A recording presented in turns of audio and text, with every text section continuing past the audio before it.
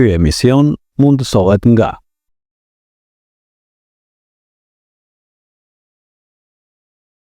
Shëndetje të karovari. Shëndetje, Si e? super. Ju si jeni? Mirë se erdhën Tetov.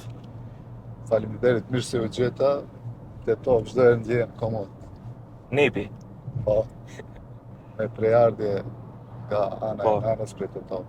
Jo, të Gostivaret s'keni ku ikni me Tetovën, nëse jo rendin e parë të familjes, ditën e keni sigurt. Po patjetër këto dy qytete janë të lidhura njëra me tjetrën dhe ka plot martesa Po. mes Tetovës dhe Gostivaret dhe është e vërtet se shumica e qytetarëve të Tetovës apo të Gostivarit kanë një kushëri apo një mik në njëra prej qyteteve. Sakt si shkon puna? Super, në opozit jemi mësu edhe knaqemi. Duket, ke shtu pesh. Po, disa kilogram.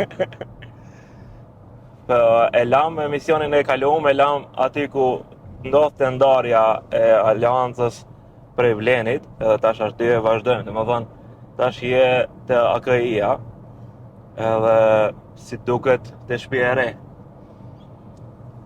Shikni, Vleni ishte një prej projekteve më shpresdhënëse për shqiptarët në këto 34-5 vite politik bërje, pluralizëm politik të shqiptarëve, që filloi dikundi nga fundi i shkurtit të vitit 2024 dhe të gjithë partitë që u kyçëm, po edhe plot njerëz të pavarur që kur s'ishin marrë me politik, na u bashkangjitën të na përkrahin si projekt i cili duhet ta sjellë ndryshimin e madh te shqiptarët.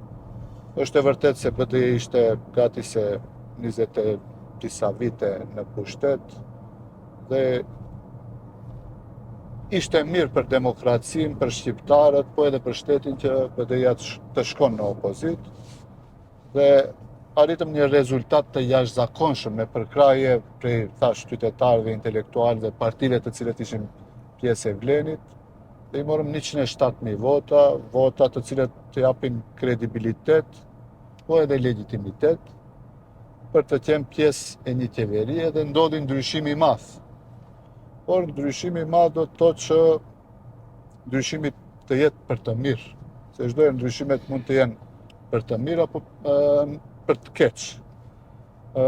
Fatkeqësisht ky ishte rasti i parë që disa parti politike, në këtë rast 4 parti politike, plus vetëvendosja të qeverisin së bashku me një parti të fuqishme në palën maqedonese. VMRO-ja mori 58 deputet, plus para se të bëhet marrëveshja me Vlenin, u bashkangjit edhe Znami me 6 deputet dhe u bën 64, domethënë mbi gjysma u siguruan numri i deputetëve. Që japte komoditetin VMRO-s të veproj si donte me. Absolut, po edhe pse vazhdoj të mendoj edhe qëndroj në fjalët që i kam dhënë se në aspekt kuantitativ Vleni bukur u përfaqësu në qeveri dhe në pushtet, me kryetar parlamenti, me 6 ministra, në qoftë se i krahasojmë me ministrat e BDI-s që i ka pas në periudhën e Gruevski 2008-2016, është pak më shumë bile. Por, dal nga dal, unë e vëresha se kishte një farë disfunksionaliteti brenda koalicionit Vlen, apo premtimet tona ishin se bashkohemi me një parti dhe vazhdojmë si një parti, një tërsi më tutje, dhe Aleanca për Shqiptarët për shkak të ndarjes që ndodhi në shkurt të vitit 2024, nisi me organizimin e forumit të Grues në kuadër të partisë, forumit rinor, degëve të partisë dhe në fund me kongresin në dhjetor të vitit 2024 dhe unë e vëresha se në takimet që organizonim kishte masovitet të jashtëzakonshëm dhe e vëresha se krijoi një farë kompleksitet 3 partit, kjo është përshtypja ime, 3 partit tjera të Vlenit dhe disi prej nga fillimi i këtij viti nisi aleanca prej këtyre 3 partive të shihet si rrezik potencial. Fatmirësisht për ne, se dia fatkeqësisht për ato, në gjitha anketat Aleanca për Shqiptarët dilte gjysma e Vlenit në besueshmëri E normal, këto përplasje të brendshme e shfrytëzoi VMRO-n në mënyrë fantastike, do të nisi të dominon. Disa premtime që i dhamë, ne ishim larg me premtimeve. Rruga europiane, veç me faktorit ndërkombëtar edhe plot përfaqësues të faktorit ndërkombëtar na tregonin se nuk jeni duke shkuar në rrugë të mbarë dhe pikpyetje e madhe atë që e premtoni për 6 muaj se do ta realizoni dhe u bë tashmë më shumë se një vit e gjysmë, as që bisedohet për ndryshimet kushtetuese dhe për fillimin e negociatave me Bashkimin Evropian. Premtoheshte lufta kundër korrupsionit e krimit, fatkeqësisht e shohim vetëm diçka sa për thënë se bëhet. Zhvillim ekonomik ka ca investime, po asgjë në Maqedoninë Perëndimore, absolutisht asgjë. Dhe premtimi 4 që e kishim si vlem ishte që do të kemi decentralizim. Fatkeqësisht tash po përgatitet një ligj i cili nuk do votohet prej shumicës së deputetëve shqiptar, i cili është ligj më centralizues për komunat. Vetë dhënia e parave për komunat prej shtetit, do të thonë është centralizim. Decentralizimin fiskal, ne e kemi premtuar këtë si vlem.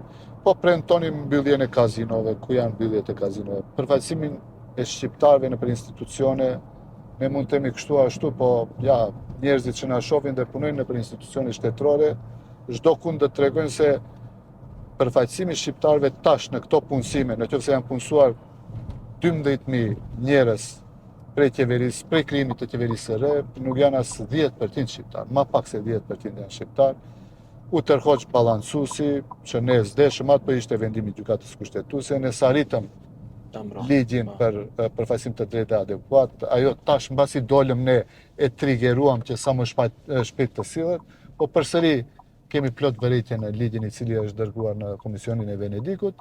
Zhgënjimi i madh edhe për ne që ishim pjesë e vlenit, po edhe për qytetarët, sepse ndryshimi që po e realizonim ishte ndryshim për të keq. Në fakt ne kishim 2 opsione si Aleancë për Shqiptarët, një të durojmë, të qëndrojmë, të mbajmë kolltuqet tona, dhe të bëhemi të heshtime dhe temi si këto që kam bet në Vlenë se të bëhet ma mirë.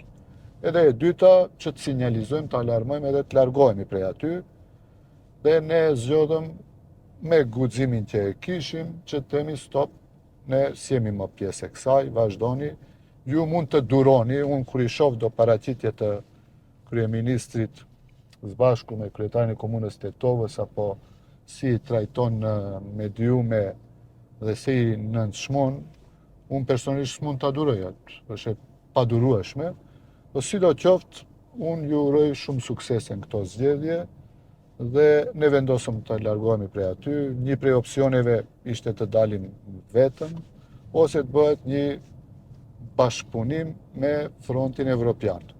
Normal, Aleanca për Shqiptarët ka qenë kundërshtari politik më i madh i BDI-s. Por këto janë kohra të jashtëzakonshme ku mund të bëhen edhe bashkëpunime të përkohshme atipike, që nuk përjetohet bashkë si duhet. AKI-ja është e përkohshme. Unë e them se është projekt derisa të stabilizohet Maqedonia dhe të fillojnë negociatat. Në momentin që ne i bëjmë ndryshimet kushtetuese, unë mendoj se përsëri rivalët kryesor politik në Maqedoni duhet të vazhdojnë të jenë Aleancë për Shqiptarët dhe Bashkimi Demokratik për Integrim. Okej, para se me shku te bashkëpunimi me BDI-n, në rrjetet sociale bien si shumë ajo ta vjen një lag-up, do më thonë një nickname, Gjoka Construction, çka është thjesht përgjigja jote e fundit për para se me shku te tema tjetër. Të shumë mediume e kam thënë këtë, po e përsëris. Kisha unë një lidhje me Gjoka Construction, sot dhe isha në qeveri, dhe kisha heshtur, edhe dhe qëndrojsha dhe kërkojsha që shteti të më mbron, se kam gabu. Unë e kisha guximin, u largova prej qeverie dhe nisën me këto muhabete, me këto biseda, me këto trillime. Unë me plot përgjegjësi e kam thënë edhe në mediume maqedona, se ja edhe këtu e them, shteti i ka të gjitha instrumentet dhe institucionet. Shërbimet, policin, çdo gjë. Le të urdhrojnë, le të gjejnë një lidhje të Arben Taravarit me Gjoka Construction. Mos ja u kujto. Jo, insistoj Okej. insistoj që le të gjejnë një lidhshmëri time me Gjoka Construction. Në qoftë se ka, unë du të përgjigjem për atë dhe me njerë në atë moment jap dorëheqje prej politikës. Por unë jam i sigurt dhe ndërgjegjjen e kam të pastër dhe insistoj po e përsëris që institucionet shtetërore të marrin hapa dhe të tregojnë se Taravari ka ndonjë lidhje me atë. Në rregull, tash të AKI-ja. A mendon se ke marrëveshjen e duhur, domethënë numrat e duhura të kandidaturave dhe listave për këshilltar, a do mirëshe ma shumë të vleni, a këtu ke marrë? A sa duhet? Kjo është as pak me rëndësi, normal kemi negociu edhe me Vlenin për listat për kryetarët e komunave para se ndahemi. Edhe këtu, unë mendoj se projekti Aleancë Kombëtare është mision. Okej. Domethënë nuk është diçka që bëhet vetëm për pazarllëk. Është shumë me rëndësi që çdo parti të përfaqësohet aty për ta motivuar antarësinë e vet.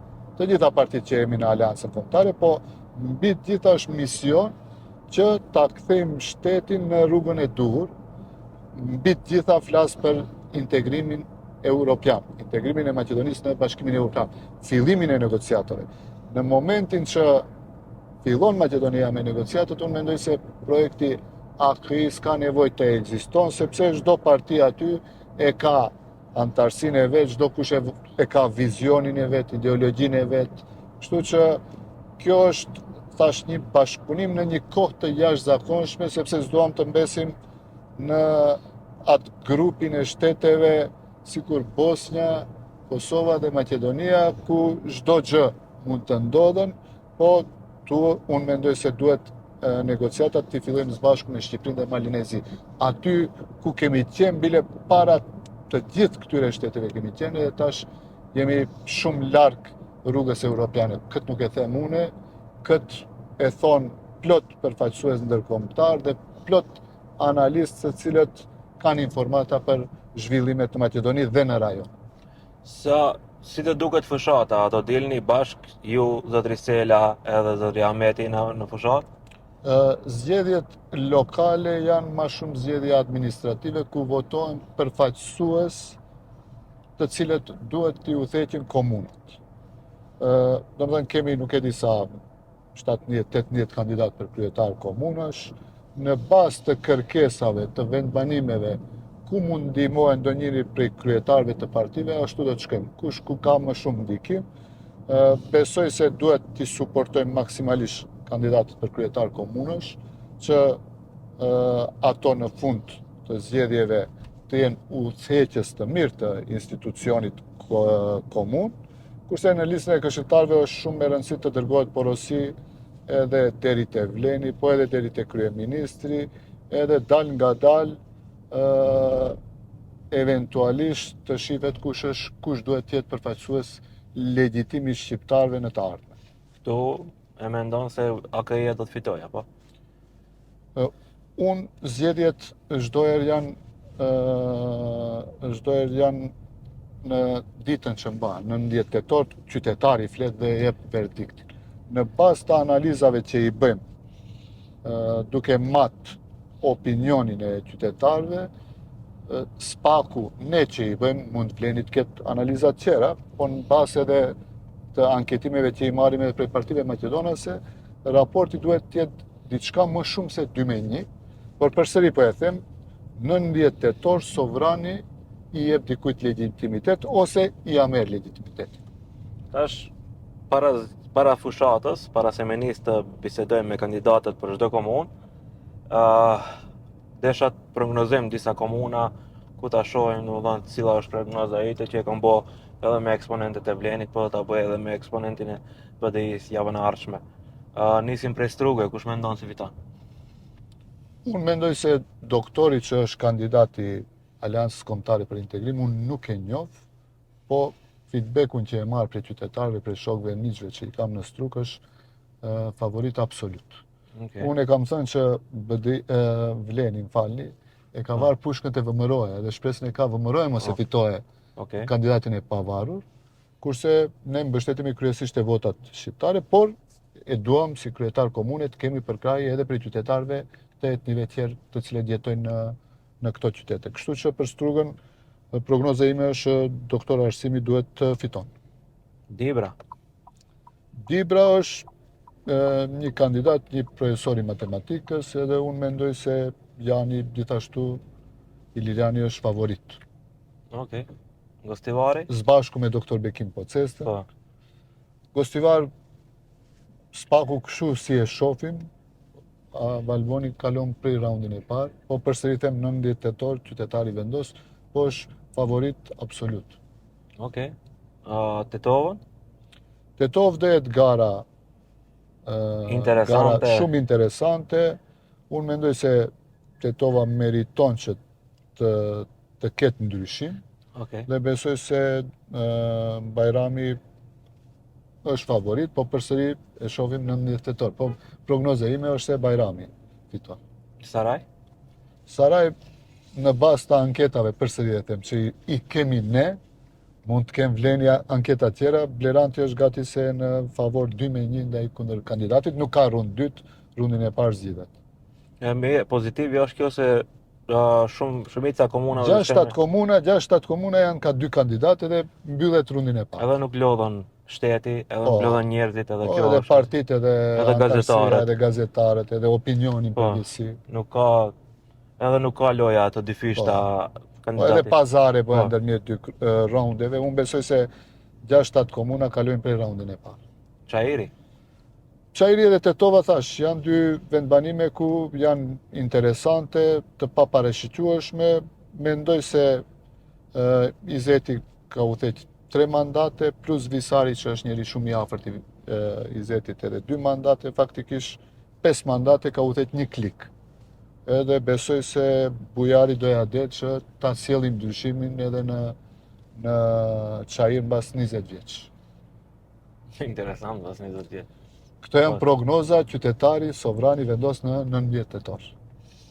Besoj se do ta bëje. Mendoj se askundi, unë e kam thënë se mbi 2 mandate nuk është mirë një kryetar komune tjetë, po këtu në Çajir është 5 mandate është një rreth i njerëzve e mban, kështu që besoj se do të ketë një ndryshim.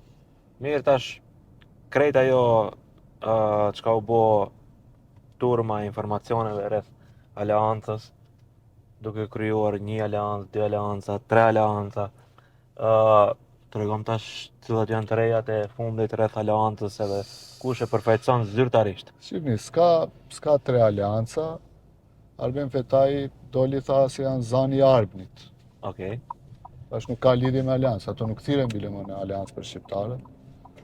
Unë sa kam informata, zotri Sela kanë themelu një si lidhje shqiptare, një parti 3. Edhe Arben Fetajt edhe Zjadinit ju uroj suksese. Aleanca për shqiptarët e ka Selin aty, vullat i kemi ne në vazhdimsi.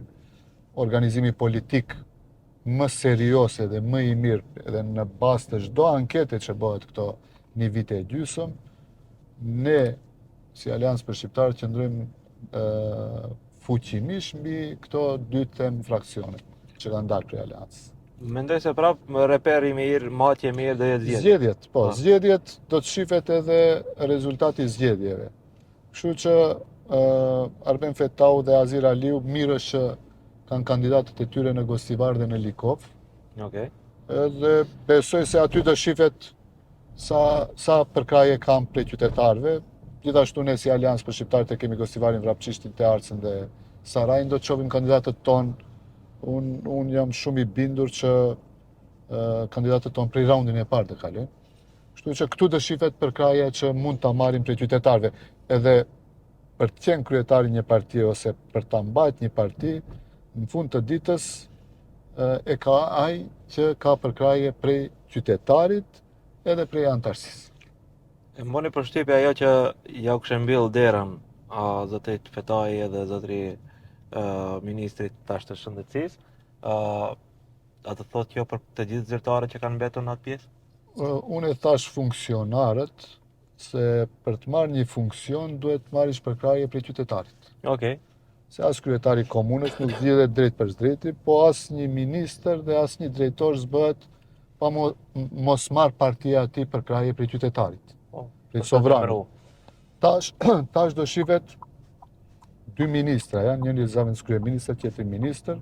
Shohim sa përkraje do t'japin qytetarët në Gostivare dhe në Likof atyre. Në Aleancë për shqiptarët më vend për këto funksionar nuk ka. Për antarët tjerë plot, unë kam komunikime plot drejtorat që vetu kam thënë, rini aty, vazhdoni punën, se fundit ato vota për qenë aty funksionari kemi marrë bashk. Plot njerëz të cilët presin vendime ose janë me kontrata, janë vazhduar kontratat, janë konsultuar, u kam thënë rini, mos keni gajle, merrni vendimet e punës që keni meritu. Por për funksionarët, për drejtorat dhe për ministra, zavendës kryeministra, zavendës ministra, mendoj se moralisht edhe ato s'do të tentojnë që të vinë sepse s'besoj se do të kenë fytyrë për të kthyer. Nuk i dihet se Maqedoni pushteti është mjalta.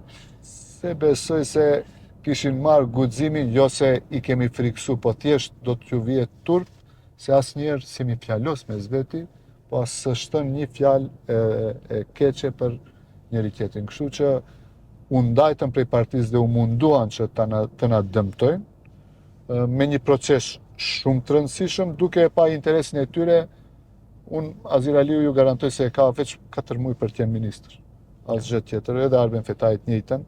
Po jeta vazhdon mbas atyre 4 muajve, unë shumë shpesh e them, ja ku është tetori, 19 tetori është shumë afër. Çka do thotë jo 4 muaj, se edhe 4 muaj qeveria vazhdon apo? Jo, 4 muaj prej kur ne u larguam dhe kur mbaheshin zgjedhjet. Okej, çfarë do thotë se ato të ndrojnë tashmë zgjedhjeve? Dëgjoni, unë ju garantoj se me rezultatin e zgjedhjeve do të ketë lëvizje tektonike, jam i sigurt se disa Partia Demokratike Shqiptare më nuk garon. Praktikisht u mbyll. Unë jam i sigurt se mbas zgjedhjeve lokale edhe 3-4 parti shqiptare minimum do të mbyllen, edhe me drejt do të vazhdojnë të ekzistojnë 3 ose maksimum 4 parti, të cilët do të garojnë në garat e ardhshme politike, pavarësisht a janë ato zgjedhje lokale apo parlamentare. Si thoni ju në Gostivar, do diftoni komiteri.